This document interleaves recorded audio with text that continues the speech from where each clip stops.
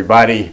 Welcome back. I'm Kurt Roth, and this is the 505 SVF program, where we come to you somewhat regularly to discuss events that are happening around name, image, and likeness. And what that really means is what's going on in college athletics, specifically but not limited to the University of New Mexico. We'll also talk about certain economics of athletics, and every once in a while we'll jump into the professional sports world depending on our guest and what they want to talk about. What I want to tell you first is that 505 SVF is a special component of UNM Athletics. We work side by side with the department, and we are here to do real NIL work. Get the student athletes out into the community. Get them working with local businesses and charities. That's what NIL was supposed to be about, and that's what our mission will continue to do. So you can check us out at 505sports.org. Memberships are as low as $20 a month. Have access to our webpage, our message board. We're doing a whole development, and pretty soon we're going to start introducing our new football team, and that's going to be our topic for today. We've got, again, a special guest, a good friend of the program who will be with us, so hang out. I also want to say thanks to my producer, Adrian from the City of Angels. It's a very difficult time for him. It's in the 30s. They're not used to this weather. It's a real struggle to bundle up and not be freezing and get to work on time, and he's here. He's a trooper, tough LA guy. I also like to thank Steve Davis, president of ProView, for giving us this opportunity every week here in downtown Albuquerque, high above Central Avenue. So we're going to take a short break. We're going to sell you some stuff. We'll be right back. Stay with us. We're going to talk Lobo football.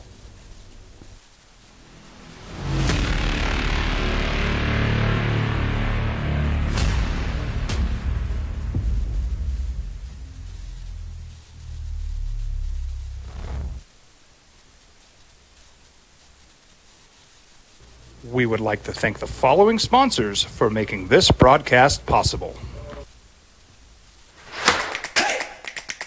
Albuquerque's leader in sports is ProView.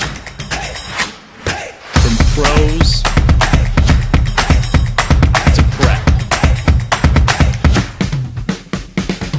all your favorite action.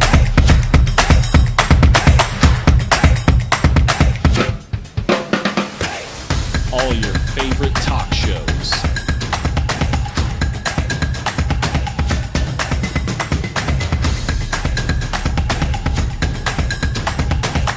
Find it on ProView Networks. Eagle Greens and Turf are a family-owned and operated business with over 25 years of experience in the home improvement industry. They are your exclusive dealer of celebrity green, synthetic putting greens, and artificial turf.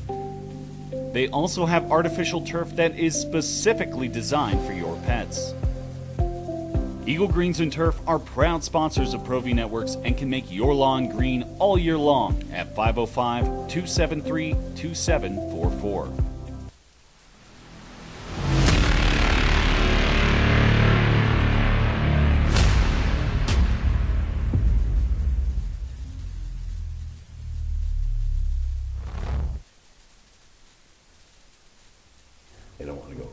Hey everybody, welcome back. I'm Kurt Roth. This is the 505 SVF program, and I want to get going. We've got so much to talk about in so little time. I want to reintroduce one of our favorite guests and a friend of the program, Sean Reeder, beat writer, Lobo football beat writer, Albuquerque Journal. Thanks for coming. Thanks for having me on, Kurt. Always a pleasure. Well, it's always, we were talking off camera about the fact that we get a lot, and I'm sure you get a lot more than me, about people bemoaning the existence of NIL. We lose, and we'll talk about that. We haven't talked about it off camera, about some of the guys UNM has lost, but a lot going on. We're going to get to the additions. The coaching staff is an issue, and I don't think that's an NIL thing.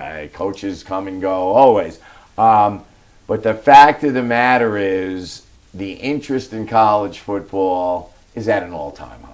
Undoubtedly. I mean, I think that was kind of the this last week was a little bit of the victory lap for the television networks, showing all the the ratings, and they were fantastic for all the bowl games and great for the national championship. So if that's going to be kind of the one barometer of interest, then yeah, interest is absolutely through the roof. But no, I think we are in a spot where people really want to bemoan the state of today's game.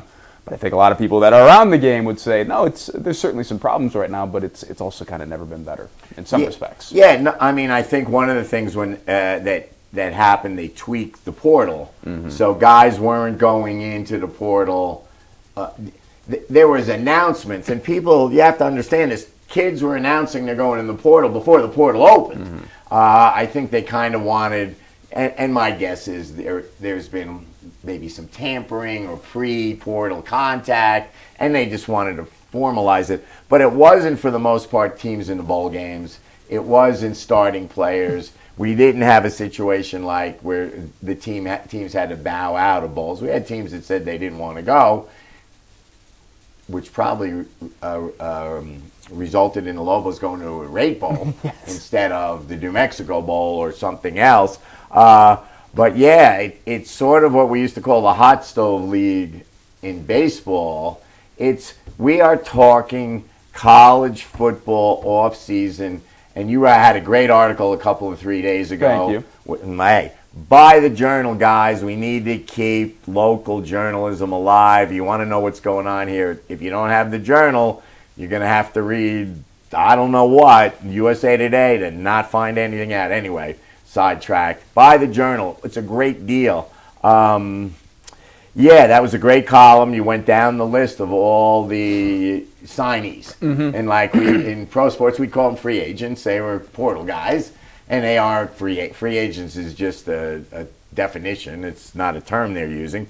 But I think if you look at the positions, the history of these guys, they did really well. I think they did. I think they really did. And kind of the excuse me, the big feather in their cap, and I think the two signings that really kind of put them over the top, and to a certain degree, were the most recent ones. Luke Moga, transfer quarterback from Oregon, former 4-star prospect, and then Troy O'Meara, big 6'4" receiver from UNLV. He was the Rebels' second leading receiver on a pretty good UNLV team last year. And a guy that, has good P4 pedigree at Arizona State and then started his career at Texas before that. Those to me are guys that really kind of make you look a little bit differently at this class and all that. Because to me, O'Meara 100% provides he helps them fix an immediate need.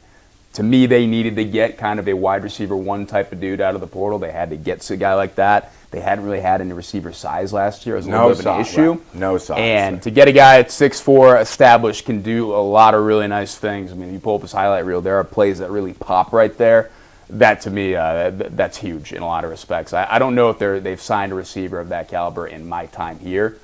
There's been good receivers, but they've been more undersized guys and all that as well. Guys who aren't really quite from that No cut. doubt about it. We even go back, I go back, and I still love to talk about my 4 years here and how we had 9 guys go to the NFL. But one of our great receivers was a split end, Preston Denard. And Preston Denard probably could have played professional baseball in center field, and definitely could have played Lobo basketball, but was a rather slender, super fast, not overly tall, 6'1", just a super athlete. And then we had Terrence Mathis, who went on to an incredible career. Preston Denard had a great career in the NFL. Terrence Mathis had a great career in the NFL, but also you would describe him probably as a diminutive receiver. Like this old scat back, can catch the ball and run, strong. But yeah, O'Meara is a physical specimen on tape. And you can go online, guys. You want to look at this. YouTube has highlights for it. You don't have to subscribe to services. You can go on YouTube, which I did right away from Moga. I wanted to see, because the kid, all of a sudden you say he didn't play at Oregon. Well, their quarterback might be the second guy drafted. Exactly. That's why he didn't play, and he wants to play. I love that concept. Instead of trying to hook up with a P4 team where he wouldn't be signed as a number one guy because he didn't play. But coming here and having a platform to show his skill on what will be a good team Good move. I saw his passing. I saw him throw balls in high school, but the kid's a sprinter. No, yeah, I think he clocked a 10.5 100 when he was like a junior in high school, maybe even lower than that, like 10.3 or something like that. I would have to double check that, but still, certainly good times, and it's something that obviously there's not a ton of college game tape on him. There's a little bit out there of him kind of taking it and running it and getting down the sideline and all that as well, but he is 100% a guy I'm very excited to watch this spring. Yeah, it will be great. Competition, we were talking. We have Jack Lane, proven winner. Great leader. The guys just are attracted to him. You can see it in practice. You can see it off the field. Jack had a serious operation, a completely severed tendon. Mm-hmm. We don't know what that status is. We're rooting for him, but obviously there'll be a competition this spring. No, it seems like it's going to be shaping up to be that way. All right. Part number 1 down. We got a lot more to talk about. Whole new staff and a bunch of other players. So we're going to take a break. Stay with us. We'll be right back with Sean to talk more Lobo football.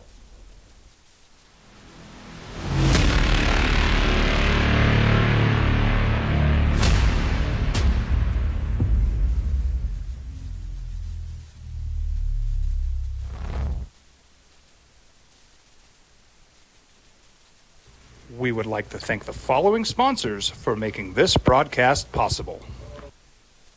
I'm a Blaze King customer, and I have been for the last 10 years. Blaze King stoves are very efficient, they're easy to maintain, and they use a lot less wood than you would typically use with a fireplace. Blaze King, that's a fire. The heat is on when it's a Blaze King wood stove, controlling heat up to 40 hours on a single load of wood with a built-in thermostat. See for yourself at either Blaze King showroom, Albuquerque and Santa Fe. Blaze King, and now that's a fire. We've been trained, conditioned, and rewarded for doing more. But people weren't designed for all that doing. Our bodies need to settle into nothing from time to time. Into nothing at all. In a world obsessed with doing more, we invite you to undo.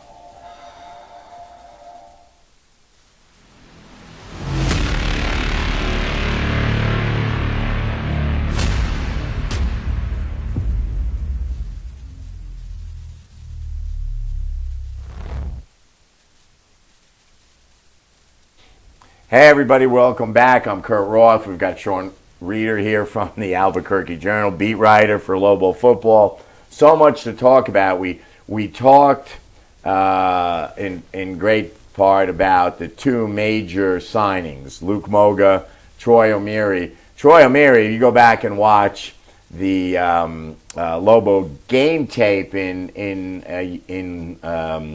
the big stadium, and I'm blanking. Allegiant Stadium, big win for the Lobos.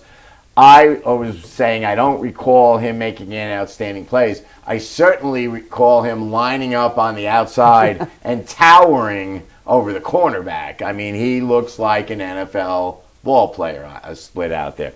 All right. Anybody else, before we move on, we're going to talk about some schedules and coaching and whatnot. Any other players impress you in that group? Well, I like the overall group. Yeah, you do have some other guys like O'Meara and like Moga in the sense of they were highly touted kind of prep recruits and all that. You have Joey Olsen, former four-star tight end coming in from USC. I'm curious to see how that kind of looks. They lost Dorian Thomas, which is, no doubt a blow. I mean, Thomas was the second leading receiver. He did a lot of really nice things last year. Of course, that you losing a player like that's always going to have an effect. I do like what they did with the tight end room because they lost a bunch of other guys to the portal out of it, frankly. Guys like Simon Mappa and Aiden Valdez who didn't play a ton. But I think they've done a really good job kind of restocking it and making it even more athletic, in my opinion. Olsen is a guy I'm very curious to see how he kind of turns out. I want to get eyes on him there in the spring. I think they're in a good spot. They already have Cade Keith coming back. If he adds a little bit more weight, a little more muscle. The Cade Keith, I mean, of course, we've seen the hands. He's got some of the best hands in the team. And then, Clay Martineau is another one, four-star linebacker out of Boise State. He was I think he was the former four-star, and then he went to Boise State. I think he was their top-rated recruit, like the class of 2024, and played, I think, every single game his freshman year, mostly on special teams. and then just kind of fell off a cliff this year, usage-wise. Did not play a whole lot. I think he played only 3 games. So I'm curious to see what he kind of looks like and how things kind of shake out there because, you already have Jackson Eck in the middle. If you get a really athletic, kind of longer linebacker type, then I think that'd be pretty interesting how that plays out. Right. We also lost a highly touted edge rusher. Keyshawn seems to be doing well in the NFL. In the Shrine Bowl, yes. Yeah, Shrine Bowl, those free workouts too. He looked really good. So Lobos need to come up with a little pressure on the defensive line. So do we have someone coming back who didn't play, or are we still kind of a little thin there? So the one thing I'll say is that they do have Darren Agu coming back, and I think Darren Agu, like we've seen, that's another guy you kind of look at and say, look at how big this freaking guy is. Darren Agu, I think, definitely kind of fits that bill. That was a huge guy to try and get back. Of course, though, obviously you're losing your top 2 pass rushers and Keyshawn James Newby and Brett Carhu. Right. I know Carhu was possibly entertaining pursuing a legal avenue to another year, but I don't. Doesn't look like it. Right? Doesn't look like it's going to happen. Of course, Keyshawn is headed for the NFL and all that as well too. So I do think they added some guys like Jalen Charles out of Memphis and all that, from the portal and everything like that. But these are guys I just can't quite attest to yet. I would like to see more of them in the spring, but of course these were guys that they needed to add for that spot. Right. No, they recruited well position-wise. And you know better than 99.9% of the folks out there what these guys have done before. I have to go look and see what highlights, have to go look on the social media. And it is sparse. Guys who are transferring to UNM are not generally going to be the leaders in tackles, the leaders in passes defended. That's not what we're seeing. But we are seeing guys who are highly touted out of college. And you wonder, it might not be talent, it might be an injury, it might be a scholastic thing, or it might be a personality issue with the staff. So breath of fresh air could make all the difference. No, 100%, and that's always been a question I've asked to new guys kind of coming in, and they've always given different answers in the sense of, hey, why leave your last school and why come to UNM? So these are guys that I'm pretty eager to get on the phone with soon and start writing a little bit more. Right, we'll see that. We've already seen, if you're on social media, you see guys running up and down the hill already with no shirts and wool caps on. The snow's coming down. It's exciting. It's great, and you've been here a couple of 3 years. How many years now? This is my fourth year heading into it. Yeah. All right. So we've never had. I don't know. I can't say never, but we don't have off seasons like this where the excitement is really high. So we've got that.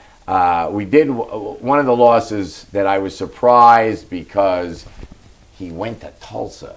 Was Mr. McKinney. DJ McKinney, What do you know? You know anything about that? That I don't understand that, other than the fact it might have been nickels and dimes. I reached out to DJ for comment. When he announced that he was going to be entering the portal, I never heard back from DJ, and I haven't really talked to anybody in particular on this staff about DJ or anything like that. So I don't have a ton to share. Obviously, though, DJ is a Tulsa kid. He's from that area. Right. I do think the idea of him kind of coming back was appealing and all that as well. That's the way I kind of look at it. Yeah, I guess that would make sense. It just, to me, it looked like he could be the guy here. He's in a great position. He was the incumbent of the guys returning. So that was a little disappointing of him. All right. Well, we've got a lot more to talk about. Some coaching staff hires, defections and hires, and that's pretty standard that you're going to lose a couple of 3 guys. Especially if you have a good season. Right. Yeah, that I think most places that do have good seasons, there's going to be some level of turnover. Right, and that's normal, I think, and we'll go over it in the next segment. And we were just talking, we know where we're playing the Mountain West games, we just don't know when. And we do know the non-conference games. So we're going to take a short break. We're going to come right back, and we're going to discuss more Lobo football, coaching staff schedules, and anything else that comes to mind. Stay with us. We'll be right back.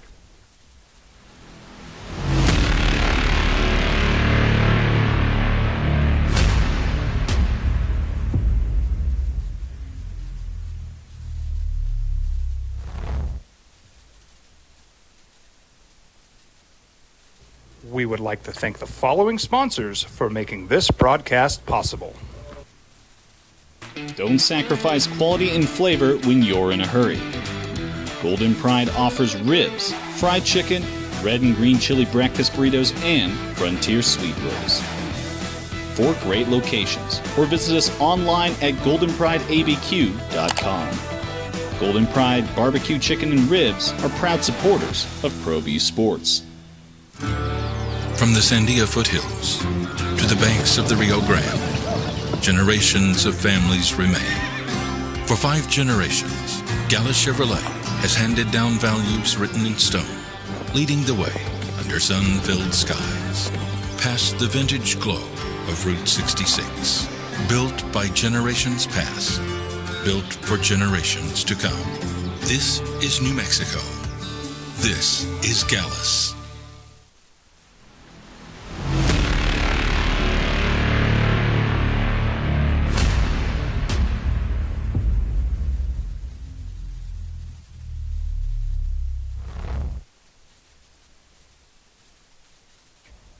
Hey everybody, welcome back. Third and final segment of the 505 SVF Show.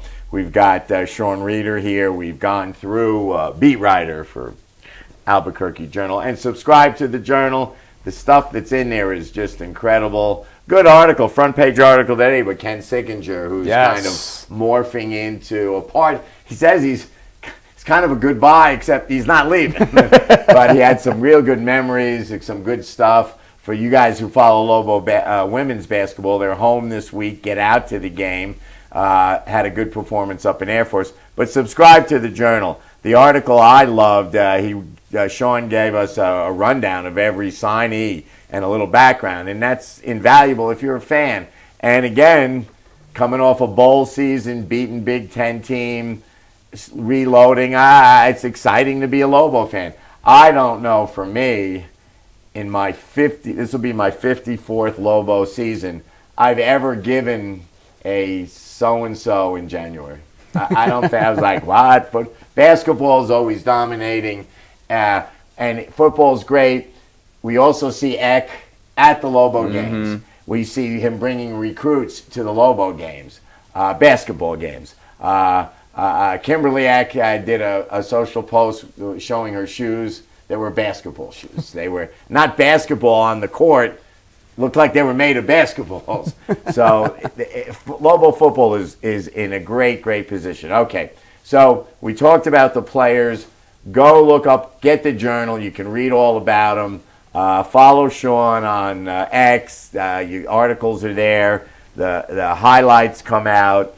But we have some new coaches. Yes. So as we said off camera, success, people want your coaches. It's normal to lose some. No, 100%. And, they had, and there were some ties too, right? John Johnson was the running backs coach, and he had worked with Eck at South Dakota State. Well, he had also worked with Jimmy Rogers at South Dakota State. And when Jimmy Rogers gets the head job at Iowa State, okay, there we go. John Johnson's on staff there now as the running backs coach. Colin Lockett is a guy, wide receivers coach last year. Thought he did a good job in all respects, given that, that room dealt with a lot of injuries, and they had to work production, figure that out. He's at UCLA now. Bob Chesley's new staff over there. And then Daniel DePrado, special teams coordinator. Yeah, that's a tough one. Going to Minnesota. And I thought DePrado, that is one thing I am curious about. It's tough to and if the special teams this season aren't as great as they were last season. I don't know if you chalk that all up to Daniel DePrado. You might chalk that up to, hey, Damon Bankston, kind of your elite return guy, isn't going to be there anymore. But no, I do think that is probably the biggest blow in that situation. But they brought back, they brought in Zach Lujan, who was the offensive coordinator at Northwestern, two-time national champ at South Dakota State. He previously worked with Eck as a wide receivers coach. He has not coached receivers in the past, but I do think that was probably just kind of a way to, get a guy that they know and they like and get him in the building and get him, got to bounce ideas off of too. Yeah, no, I really like the reload. I want to say, though, you mentioned Daniel DePrado. We had a special relationship. He was really well connected.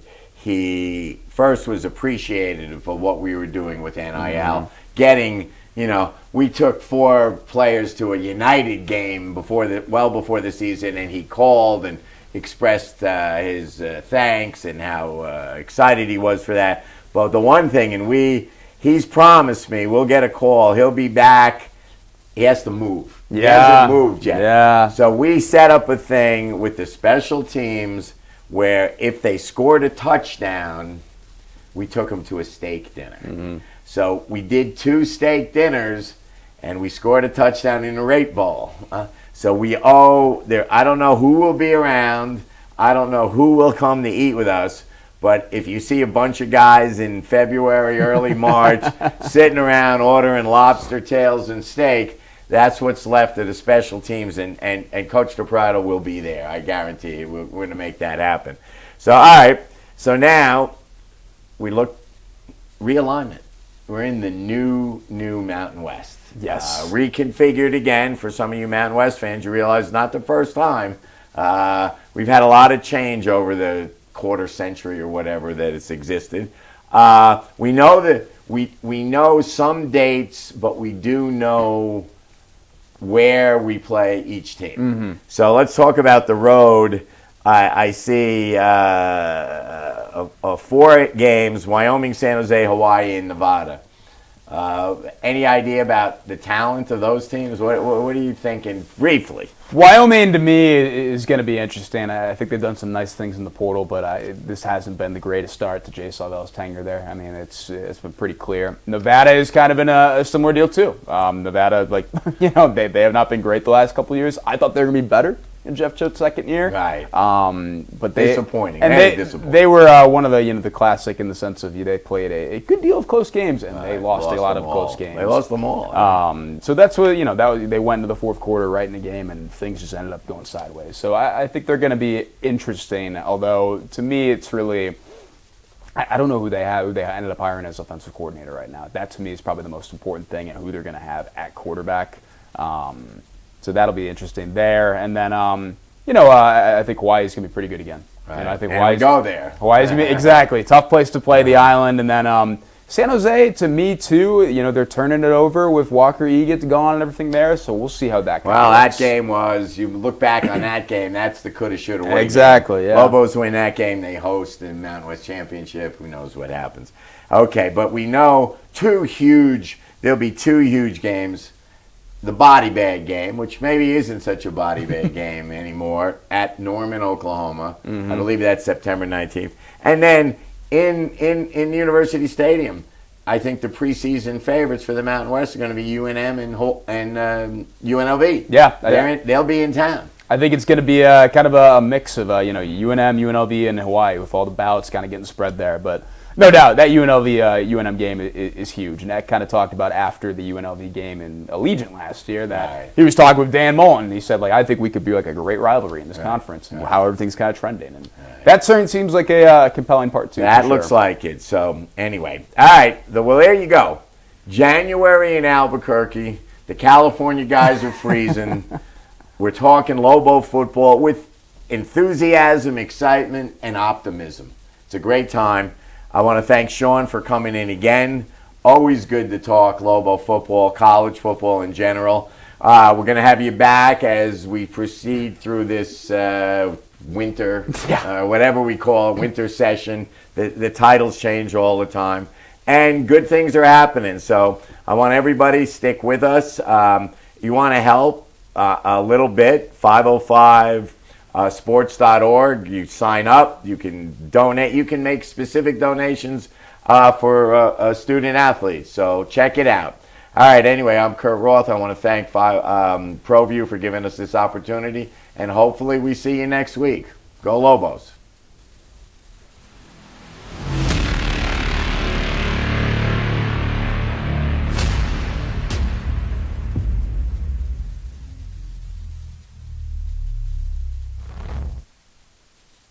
What's going on, Lobo Nation? Ja'Cory Krosky-Mirror here. And I'm Devin Dampier. The Lobo football team is going through some changes, but we're here to stay. We'll put in the work on the field and in the weight room, but we'll need your help off the field. 505 Sports Venture is leading the charge in the NIL space. And you can be part of it. Shorty, she better than all my intentions. Like me, shorty, you got my attention. See your baby